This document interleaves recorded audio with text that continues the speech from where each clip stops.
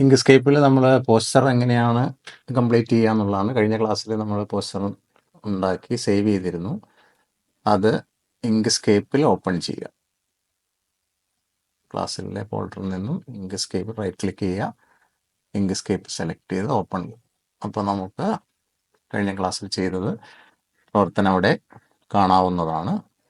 അതിനുശേഷം നമ്മൾ ഇനി അതിൻ്റെ അകത്തേക്ക് എന്ത് ചെയ്യണം? പ്രാവിൻ്റെ ചിത്രം ഉൾപ്പെടുത്തും.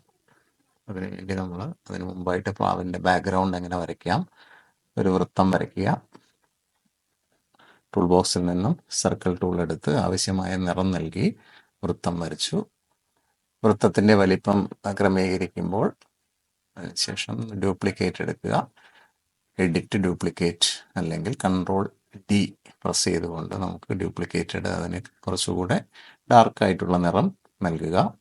വീണ്ടും നമ്മൾ ഡ്യൂപ്ലിക്കേറ്റ് എടുക്കുന്നു, കൺട്രോൾ ഡി പ്രസ് ചെയ്യുക കീബോർഡിലെ, അതിന് വേറൊരു നിറം നൽകുക. എന്നിട്ട് വീണ്ടും ഷിഫ്റ്റ് കൺട്രോൾ പ്രസ് ചെയ്തുകൊണ്ട് വേണം ഇതിനെ ചെറുതാക്കാൻ. അപ്പോൾ നമുക്ക് ആനുപാതികമായിട്ട് വൃത്തത്തെ ചെറുതാക്കുവാൻ കഴിയും. അല്ലെങ്കിൽ വൃത്തം ഓവൽ ഷേപ്പൊക്കെ ആയിട്ട് മാറും. അപ്പോൾ അത് കറക്റ്റായിട്ട് നമുക്ക് കിട്ടാൻ വേണ്ടിയിട്ട് എന്ത് ചെയ്യാം? ഡ്യൂപ്ലിക്കേറ്റ് എടുത്തതിന് ശേഷം ഒരു നിറം ഡാർക്കായിട്ടുള്ള നിറം കൊടുക്കുക. വീണ്ടും ഷിഫ്റ്റ് കൺട്രോൾ പ്രസ് ചെയ്തുകൊണ്ട് മൗസ് കൊണ്ട് ഡ്രാഗ് ചെയ്തുകൊണ്ട് അതിനെ നമുക്ക് വൃത്തത്തെ ചെറുതാക്കാൻ പറ്റും. അങ്ങനെ ആവശ്യമായ നിറം നൽകി നമുക്ക് ആ പ്രാവിന് ബാക്ക്ഗ്രൗണ്ട് വരുന്ന രീതിയിൽ, പ്രാവിൻ്റെ ബാക്ക്ഗ്രൗണ്ട് എങ്ങനെയാണ് വരുന്നത് എന്ന് ഇതേ രീതിയിൽ ചെയ്യാം. അതിനുശേഷം നമ്മൾ ആ വൃത്തം മൊത്തം സെലക്ട് ചെയ്തിട്ട് ഗ്രൂപ്പ് ചെയ്യുക ഓബ്ജക്റ്റിൽ. അപ്പോൾ അതൊരു ഒറ്റ ഒബ്ജക്റ്റായിട്ട് മാറി. എല്ലാ വൃത്തങ്ങളും ഒറ്റ ഒബ്ജക്റ്റായിട്ട് നമുക്ക് ലഭിക്കുന്നു. അതിന് മാറ്റം വരുത്തണമെന്നുണ്ടെങ്കിൽ അൺഗ്രൂപ്പ് ചെയ്തിട്ട് നമുക്ക് വേണമെങ്കിൽ അതിലിനിയും കളറൊക്കെ മാറ്റണമെങ്കിൽ അങ്ങനെ നമുക്ക് അൺഗ്രൂപ്പ് ചെയ്തുകൊണ്ടും ചെയ്യാം.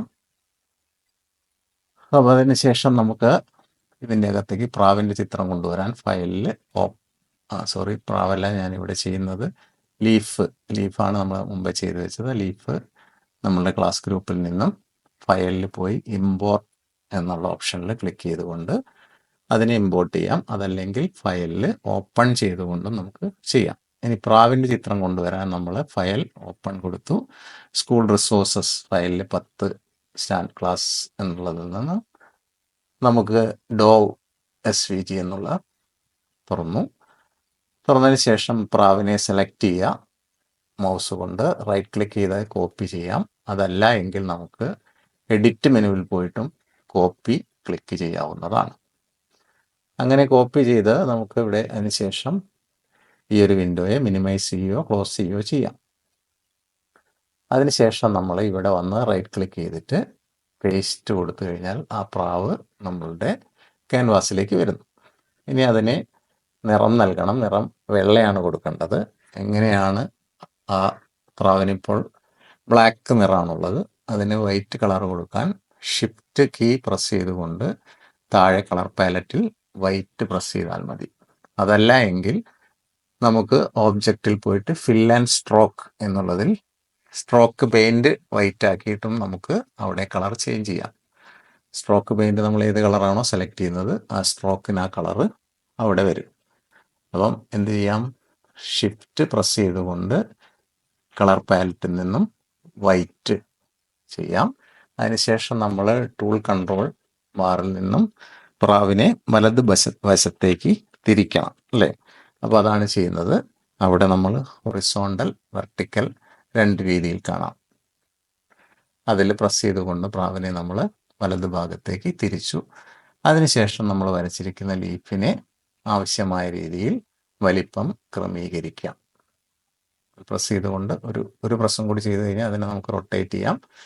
അങ്ങനെ നമുക്ക് ഏത് രീതിയിലാണോ റൊട്ടേറ്റ് ചെയ്യേണ്ടത് അങ്ങനെ നമുക്ക് റൊട്ടേറ്റ് ചെയ്ത് ഏത് രീതിയിൽ വേണമെങ്കിലും അവിടെ ചെയ്യാവുന്നതാണ്. അപ്പം പ്രാവിനെ നമുക്ക് ലെഫ്റ്റ് റൈറ്റിലേക്കൊക്കെ തിരിക്കാൻ നമ്മൾ ടൂൾ കൺട്രോൾ ബാറിലാണ് നമ്മൾ ചെയ്യുന്നത്. അതിനുശേഷം ആവശ്യമായ രീതിയിൽ ഇവിടെ ആ ഒലീവ് ലീഫിനെ നമ്മൾ പ്രാവിൻ്റെ എവിടെയാണോ അലൈൻ ചെയ്യേണ്ടത് അവിടെ കറക്റ്റായിട്ട് വെച്ചതിന് ശേഷം മൊത്തം നമ്മൾ സെലക്ട് ചെയ്യുക. അതിനുശേഷം ഒബ്ജക്റ്റിൽ പോയിട്ട് ഗ്രൂപ്പ് ക്ലിക്ക് ചെയ്യുക. ഒബ്ജക്റ്റിൽ ഗ്രൂപ്പ് ക്ലിക്ക് ചെയ്യുന്നതോടുകൂടി അത് ഒറ്റ ചിത്രമായിട്ട് മാറുകയാണ്. ഇനി അതിനെ നമ്മളുടെ ക്യാൻവാസിലേക്ക് നമ്മൾ ആദ്യം വരച്ചിരിക്കുന്ന പോസ്റ്ററിൻ്റെ അകത്തേക്ക് വെച്ച് ആവശ്യമായ രീതിയിൽ എവിടെയാണോ ക്രമീകരിക്കേണ്ടത് അവിടേക്ക് ക്രമീകരിക്കുക. അപ്പോൾ നമ്മളുടെ പോസ്റ്ററിൽ നമ്മൾ ചെയ്തിരിക്കുന്ന ചിത്രത്തെ കൊണ്ടുവന്നു. അതിനുശേഷം നമ്മൾ ഈ ചിത്രത്തിൽ നമ്മളിനി എക്സ്പോർട്ട് ചെയ്യാണ് വേണ്ടത്. എങ്ങനെയാണ് എക്സ്പോർട്ട് ചെയ്യുന്നതെന്ന് പറയാം. അപ്പോൾ എവിടെയാണോ നമുക്ക് ആ ചിത്രം അലൈൻ ചെയ്യേണ്ടത് അത് കീബോർഡിലെ ഏരോ കീകൾ ഉപയോഗിച്ചുകൊണ്ട് നമുക്ക് അതിനെ ലെഫ്റ്റ് റൈറ്റ് അപ്പ് ഡൗൺ ഒക്കെ ചെയ്യാവുന്നതാണ്.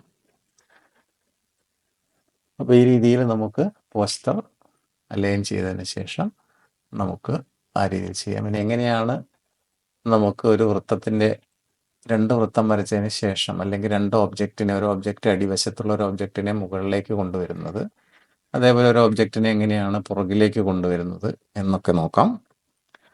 അപ്പോൾ അവിടെ നമുക്ക് അലൈൻ ആൻഡ് ഡിസ്ട്രിബ്യൂഷൻ എന്ന് പറയുന്ന എന്തെല്ലാം ഉപയോഗിച്ചുകൊണ്ട് നമുക്ക് ചെയ്യാം.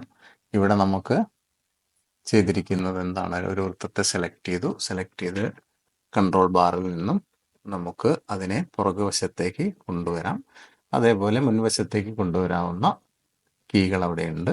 അതിൽ പ്രസ് ചെയ്ത് കഴിഞ്ഞാൽ നമുക്ക് അതിനെ അടിവശത്തേക്കായിട്ടോ മുകൾ വശത്തേക്കോ കൊണ്ടുവരാവുന്നതാണ്. ഒരു ഒബ്ജക്റ്റിനെ, അടിയിലുള്ള ഒരു ഒബ്ജക്റ്റിനെ മുകളിലേക്കും ടോപ്പിലേക്കും, അതേപോലെ ടോപ്പിലുള്ള ഒരു ഒബ്ജക്റ്റിനെ നമുക്ക് താഴേക്കും കൊണ്ടുവരാം.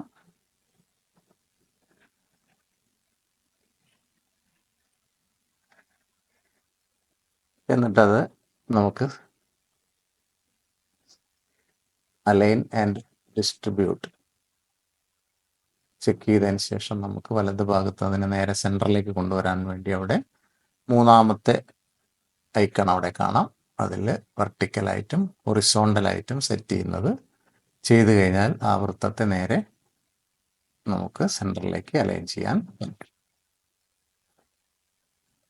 അപ്പോൾ നമുക്ക് പോസ്റ്ററിനെ ഇനി എങ്ങനെയാണ് നമ്മൾ എക്സ്പോർട്ട് ചെയ്യുന്നതാണ്. അപ്പം ഫയലിൽ export as P N G ആയിട്ട് എങ്ങനെ എക്സ്പോർട്ട് ചെയ്യാം. അപ്പോൾ അവിടെ DPI എന്നുള്ളത്, അവിടെ സെലക്ഷൻ എന്നുള്ളിടത്താണ് നമ്മൾ ക്ലിക്ക് ചെയ്യേണ്ടത്. അതിനുശേഷം അവിടെ DPI എന്നുള്ളിടത്ത് 300 ആക്കുക. ഡോട്ട് പെർ ഇഞ്ചാണ്. 1 ഇഞ്ചിൻ്റെ അകത്ത് എത്ര ഡോട്ട്സുകൾ പ്രിൻ്റ് ചെയ്യുമ്പം ക്ലാരിറ്റി കൂടുതൽ കിട്ടാൻ വേണ്ടിയിട്ടാണ്. അതിനുശേഷം അവിടെ നമ്മൾ ഏത് ഫോൾഡറിലാണോ സേവ് ചെയ്യേണ്ടത് അവിടെ എക്സ്പോർട്ട് ആസ് കൊടുത്തിട്ട് അവിടെ നമ്മൾ സേവ് ചെയ്യുക. ഹിരോഷിമ-ഡേന്നോ പോസ്റ്ററിനോ അങ്ങനെ എന്തെങ്കിലും ഒരു ചിത്രം ഒരു പേര് കൊടുത്തതിന് ശേഷം നിങ്ങളുടെ ഫോൾഡറിൻ്റെ അകത്തേക്ക് സേവ് ചെയ്യുക. അപ്പോൾ അത്രയും ചെയ്ത് കഴിഞ്ഞാൽ നമ്മൾ ചെയ്തിരിക്കുന്ന ചിത്രം എക്സ്പോർട്ട് ആയിരിക്കും. PNG ആയ ഫോർമാറ്റിൽ നമുക്ക് എക്സ്പോർട്ട് ചെയ്യാവുന്നതാണ്. ഇതിന് നമുക്കിനി സോഷ്യൽ മീഡിയയിലേക്കൊക്കെ നമുക്ക് ഷെയർ ചെയ്യണമെങ്കിൽ ഇങ്ങനെ PNG ആയ ഫയലുകളാണ് നമ്മൾ എക്സ്പോർട്ട് ചെയ്യുക. പ്രിൻ്റ് ചെയ്യാനും മറ്റു കാര്യങ്ങൾക്കും ഉപയോഗിക്കുന്നത് ഇത്തരം ഇമേജുകളാണ്, PNG ഇമേജുകളാണ്. നമ്മളുടെ ഫോൾഡറിൻ്റെ അകത്ത് ആ ഒരു പോസ്റ്റർ PNG ആയിട്ട് സേവ് ആയിട്ടുണ്ട്. ഇനി നിങ്ങൾ ഹോമിൽ പോയിട്ട് നിങ്ങളുടെ ക്ലാസ് ഓപ്പൺ ചെയ്ത് നോക്കുക. അപ്പോൾ അതിൽ നമ്മൾ സേവ് ചെയ്തിരിക്കുന്ന PNG ആയിട്ട് സേവ് ചെയ്ത പോസ്റ്റർ നമുക്ക് കാണാവുന്നതാണ്. ഇതേ രീതിയിൽ മറ്റേതെങ്കിലും ഒരു ദിനാചരണത്തിൻ്റെ ഭാഗമായിട്ടുള്ള ഒരു പോസ്റ്റർ നിങ്ങൾ സ്വന്തമായി തയ്യാറാക്കും. Okay, thank you.